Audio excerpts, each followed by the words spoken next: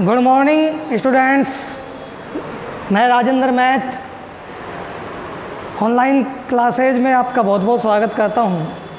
प्रिय विद्यार्थियों, 15 जून से हमारी ऑनलाइन क्लासेज चालू हैं। आज हम प्रश्नावली एक जो हमारी वास्तविक संख्याएं हैं उसका चौथा भाग के बारे में अध्ययन करेंगे।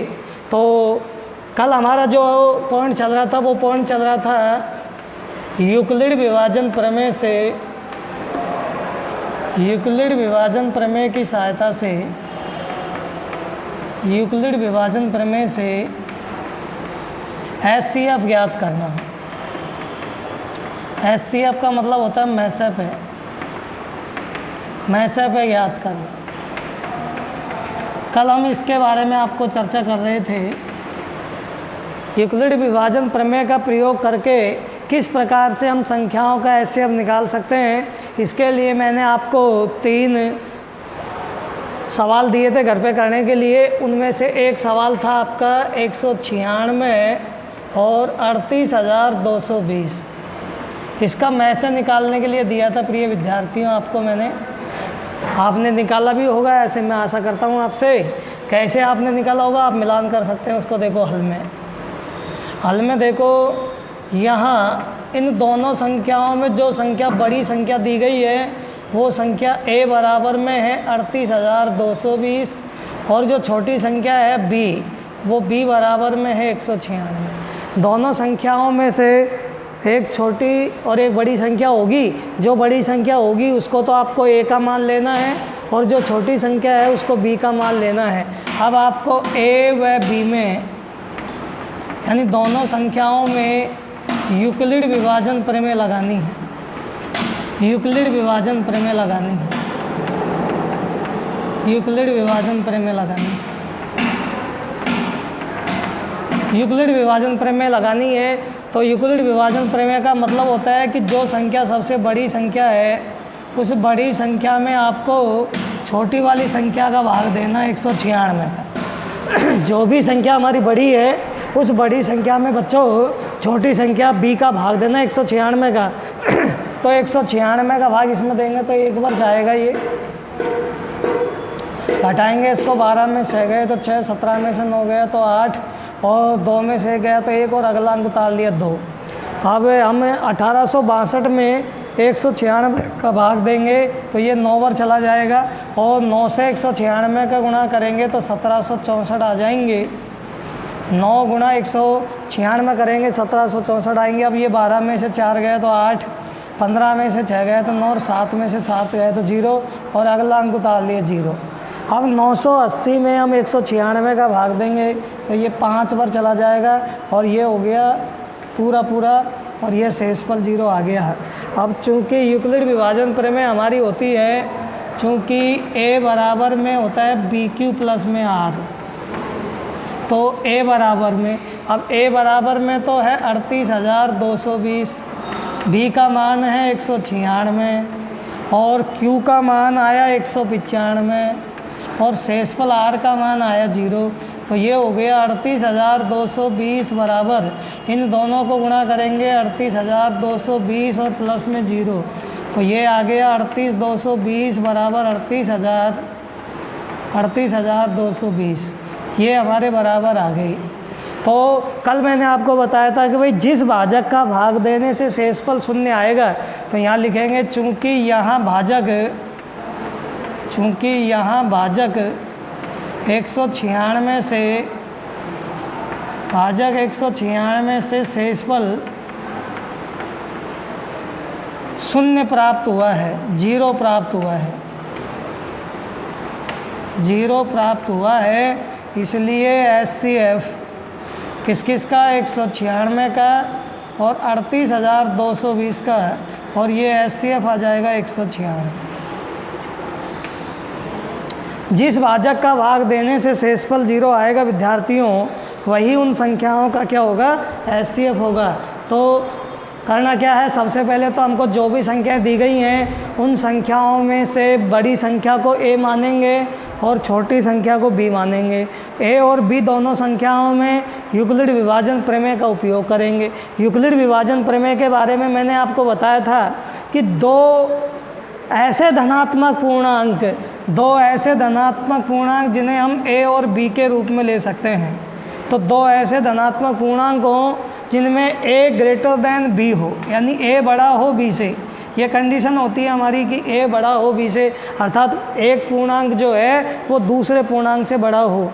तो जब भी हम बड़े पूर्णांक में छोटे पूर्णांक का भाग देंगे तो हमें भागफल और शेषफल प्राप्त होगा, और जिस भाजक से शेषफल शून्य प्राप्त होगा वही उन संख्याओं का एचसीएफ प्राप्त होगा। तो ये इनका एचसीएफ हो गया, यानी 196 का और 38,220 का बेटा एचसीएफ आ गया 196। अगला देखेंगे, एक और सवाल मैंने आपको दिया था। अगला सवाल एक दिया था जो मैंने आपको दिया था 225 और 135। इन दोनों संख्याओं का आपसे कहा था मैंने कि भाई यूक्लिड विभाजन प्रमेय की सहायता से इनका एचसीएफ निकालना है। तो यहाँ देखेंगे आप हल में, चूँकि 225 जो है वो बड़ा है 135 से, इसलिए a बराबर तो हो गया 225 और b बराबर हो गया 135। केवल इतनी ही बात ध्यान रखनी है कि जो दो संख्याएं आपको दी गई हैं उनमें बड़ी संख्या को a मानना है और छोटी संख्या को b मानना है। अब आपको a व b में यूक्लिड विभाजन प्रमेय का उपयोग करना है। a व b में यूक्लिड विभाजन प्रमेय से यूक्लिड विभाजन प्रमेय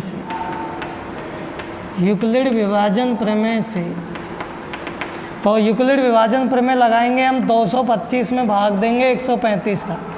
यूक्लिड विभाजन प्रमेय का मतलब इतना सा ध्यान रखें आप कि जो बड़ी संख्या है उसमें छोटी संख्या का भाग देना है, और ये प्रक्रिया आपको तब तक जारी रखनी है जब तक कि शेषफल 0 न आ जाए। तो 225 में 135 का भाग देंगे, एक बार गया पूरा, बाकी निकाली, 5 में से 5 गए 0, 12 में से 3 गए 9, ये 0 बच गया। अभी क्योंकि शेषफल हमारा 90 आया है, हमें 0 चाहिए, तो 0 नहीं आया अभी, तो 90 जो शेषफल आया है उसका भाग देंगे प्रथम भाजक में, 135 में देंगे। तो 135 में 90 का भाग एक बार जाएगा, ये बच गए 5 और 13 में से 9 गए 4। अब 45 का भाग 90 में देंगे और 90 में 2 बार चला गया पूरा भाग, तो ये आ गया हमारा 45 का भाग देने से शेषफल 0 आ गया। तो यहाँ लिख देंगे, चूँकि यहाँ भाजक 45 से शेषफल शून्य प्राप्त हुआ है, इसलिए एचसीएफ किस का, 225 का और 135 का, 225 135, इनका एचसीएफ आ गया 45। इस तरीके से हम इन दोनों संख्याओं का क्या निकाल सकते हैं, एचसीएफ निकालते हैं। तो कल मैंने आपको ये दोनों सवाल दिए थे और आपने दोनों सवालों के अपने उत्तर मिला लिए होंगे कि पहले सवाल का उत्तर तो आया था हमारा 196 और दूसरे सवाल का हमारा उत्तर आया है 135, तो उत्तर आया 45। अब देखेंगे नेक्स्ट प्रश्न देखेंगे इसका, और इसका नेक्स्ट प्रश्न है क्वेश्चन नंबर 2। दर्शाइए कि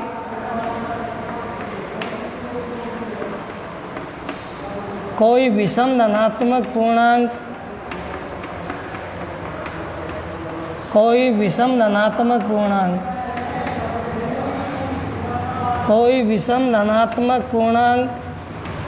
6q + 1, 6q + 3, 6q + 5 के रूप में होता है। ये हमारा नेक्स्ट प्रश्न नंबर 2 है।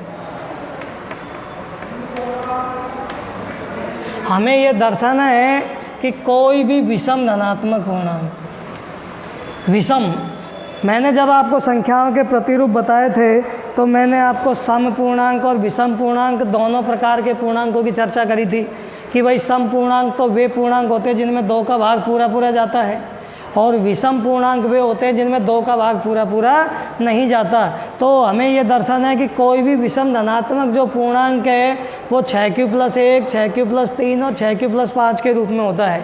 तो इनका मतलब आपको समझना है कि आपको कोई भी एक विषम संख्या लेनी है जो 6 से, जिसमें आपको 6 से भाग देना है, तो 6 से छोटी संख्या नहीं लेंगे विषम संख्या, क्योंकि हमें 6 का भाग देना है तो 6 से बड़ी संख्या लेंगे।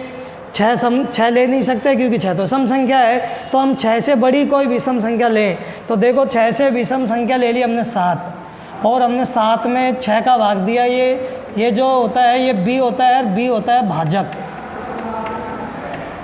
और ये इसके साथ जो जुड़े होते हैं ये होते हैं शेषफल।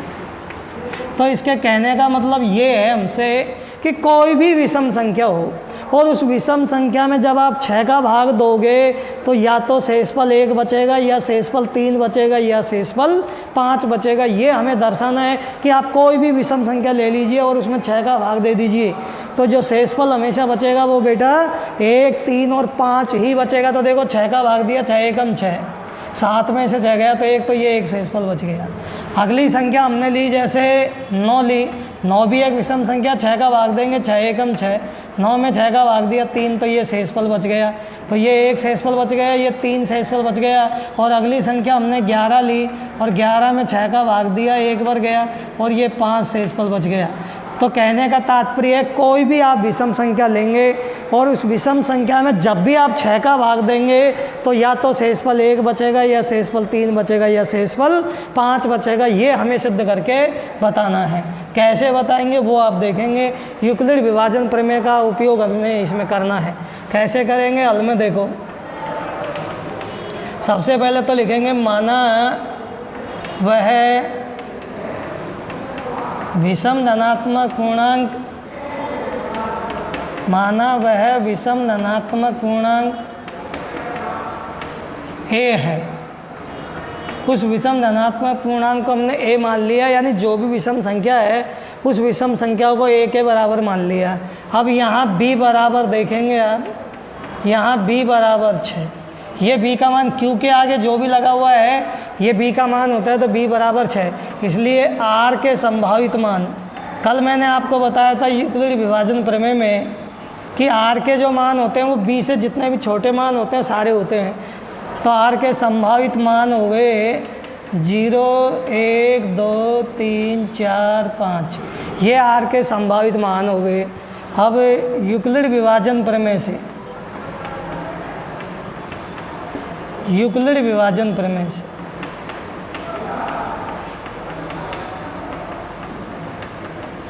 यूक्लिड विभाजन प्रमेय का संबंध होता है a बराबर में BQ प्लस R, a बराबर में BQ प्लस R, यानी भाज्य बराबर भाजक इंटू भागफल और प्लस में शेषफल। ये हमारा यूक्लिड विभाजन प्रमेय का संबंध होता है।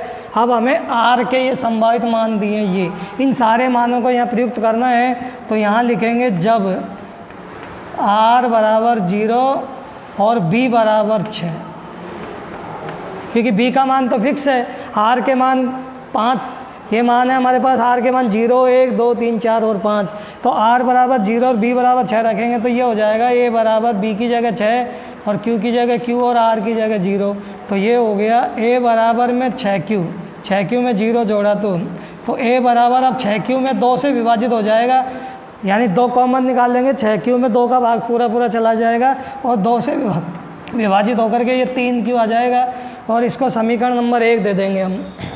अब लेंगे जब R बराबर 1 और B बराबर 6, तो ये हो जाएगा A बराबर में 6Q प्लस 1, और ये समीकरण नंबर 2। अब क्योंकि इसमें 2 का भाग पूरा पूरा नहीं जाएगा, अब R बराबर में हम लेंगे जब R बराबर में 2 और B बराबर में 6, तो A बराबर में हो गया ये 6Q प्लस 2।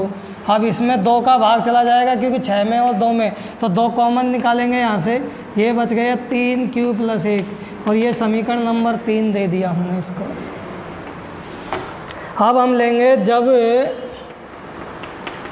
R बराबर 3 और B बराबर 6, तो ये आ जाएगा A बराबर में 6Q प्लस 3।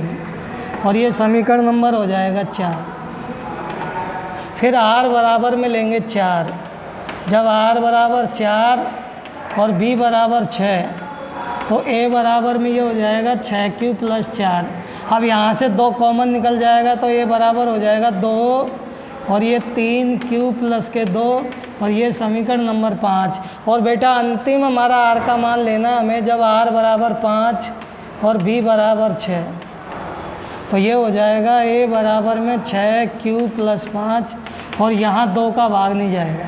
तो देखो हमारा जो पूर्णांक है उसमें सबसे पहला पूर्णांक तो a बराबर 6q आया था। 6q 2 से विभाजित होकर के 3q के रूप में रह गया। तो ये जो समीकरण 1, समीकरण नंबर 3 और समीकरण नंबर 5 ऐसे समीकरण हैं जिनमें तो पूर्णांक 2 से पूरा विभाजित हुआ है।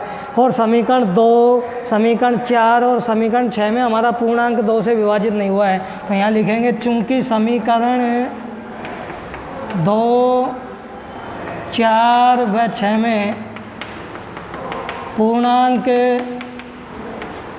2 से विभाजित नहीं है, पूर्णांक 2 से विभाजित नहीं है, अतः ये आपको मैंने पहले बताया था कि जो पूर्णांक 2 से विभाजित नहीं होते वो क्या कहलाते हैं?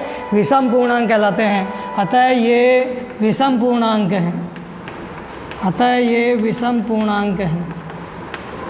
कैसे पूर्णांक हैं? विषम पूर्णांक है। क्यों हैं? क्योंकि 2 से पूर्णतः विभाजित नहीं है। देखो बच्चों, ये समीकरण नंबर 4 है हमारा, ये समीकरण नंबर 4, ये समीकरण नंबर 5 और ये समीकरण नंबर 6 है। अब देखो एक बार और दोबारा रिवाइज करता हूँ मैं।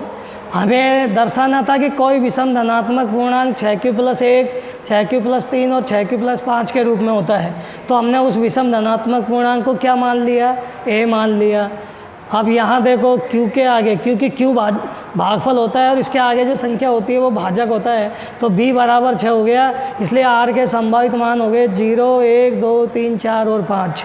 अब हमारी यूक्लिड विभाजन प्रमेय का सूत्र होता है a बराबर में bq + r। ये हमारी यूक्लिड विभाजन प्रमेय का संबंध होता है। अगर आपसे एग्जाम में पूछे भाई यूक्लिड विभाजन प्रमेय का संबंध लिखो तो आप लिखोगे a बराबर bq + r। तो इस प्रमेय के अंतर्गत हमने r बराबर 0 और b बराबर 6 रखा। क्यों रखा? क्योंकि r के ये हमारे संभावित मान हैं जिन्हें हमें यूक्लिड विभाजन प्रमेय के अंतर्गत रखना है। तो r बराबर 0 और b बराबर 6 रखा हमने, तो a बराबर में ये 6q आ गया। अब 6q में क्योंकि 2 का भाग चला जाएगा तो 2 कॉमन निकाला, यानी 2 से विभाजित किया तो 3q के बराबर आ गया और ये समीकरण नंबर 1 हो गया। फिर r बराबर 1 और b बराबर 6 रखा हमने, तो a बराबर 6q + 1 हो गया। ये समीकरण नंबर 2, क्योंकि ये 2 से विभाजित नहीं हो सकता। अब r बराबर 2 और b बराबर 6 रखा, तो a बराबर 6q + 2 आ गया। अब इसमें 6 और 2 में से 2 कॉमन निकल जाएगा, तो 2 का भाग दिया, देखो 2 में 6q में 2 का भाग दिया 3q आ गया और 2 में 2 का भाग दिया 1 आ गया। ये समीकरण 3 आ गया। फिर r बराबर 3 और b बराबर 6 रखा, तो a बराबर 6q + 3 आ गया। फिर r बराबर 4 और b बराबर 6 रखा, तो a बराबर 6q + 4 आ गया। अब यहाँ 2 से विभाजित हो गया, 2 कॉमन निकल गया, तो ये आ गया 2 और कोष्ठक में 3q + 2 और ये समीकरण नंबर 5। और यहाँ r बराबर 5 और b बराबर 6 रखा, तो हमारा अंतिम समीकरण आ गया a बराबर 6q + 5 के रूप में आ गया। इस तरीके से हमें कुल मिला के 6 समीकरण प्राप्त हो गए। अब इन 6 समीकरणों में कुछ पूर्णांक तो 2 से विभाजित हो गए, कुछ पूर्णांक 2 से विभाजित नहीं हुए। आप सभी जानते हैं कि वे पूर्णांक जिनमें 2 का भाग चला गया, देखो एक तो 2 का भाग इधर चला गया, ये 2 से विभाजित हो गया, एक 2 से इधर विभाजित हो गया, ये एक 2 से इधर विभाजित हो गया, ये तो जो 2 से विभाजित हो गए वो तो हो गए सम पूर्णांक। और अब जो हमारे पूर्णांक बच गए वो पूर्णांक कैसे हो गए? विषम पूर्णांक। तो समीकरण 2, 4 व 6 में पूर्णांक 2 से विभाजित नहीं है, अतः ये पूर्णांक हमारे किस तरीके के हो गए? विषम पूर्णांक हो गए। इस तरीके से हम दर्शा सकते हैं कि कोई भी विषम धनात्मक पूर्णांक जो है वो 6q + 1, 6q + 3 और 6q + 5 के रूप में होता है। इस तरीके से हम इस सवाल को करेंगे। आप इसको बार बार रिवाइज करें, जब भी आपके ये सवाल समझ में आएगा। अब आपको कुछ होमवर्क दिया जा रहा है, उस होमवर्क में जो भी काम आपको दिया जा रहा है उसको करना है। जैसे ही हमारी प्रश्नावली पूरी होगी उस समय आपको फिर एक टेस्ट दिया जाएगा और उस टेस्ट को आपको संडे के दिन घर पे हल करना होगा। शनिवार के दिन जब भी हमारी प्रश्नावली पूरी होगी तब आपको टेस्ट दिया जाएगा। अब आपका ये होमवर्क देखेंगे आज का होमवर्क, और होमवर्क में पहला प्रश्न है यूक्लिड विभाजन प्रमेय क्या है। पहला प्रश्न यूक्लिड विभाजन प्रमेय क्या है। यूक्लिड विभाजन प्रमेय क्या है ये लिखना है आपको। यूक्लिड विभाजन प्रमेय क्या है। दूसरा प्रश्न यूक्लिड विभाजन प्रमेय की सहायता से यूक्लिड विभाजन प्रमेय की सहायता से HCF ज्ञात करो। पहला 140 और 420 और दूसरा 810 और 90। इन दोनों का आपको HCF निकालना है। और तीसरा क्वेश्चन नंबर 2 का पुनः अभ्यास करना है।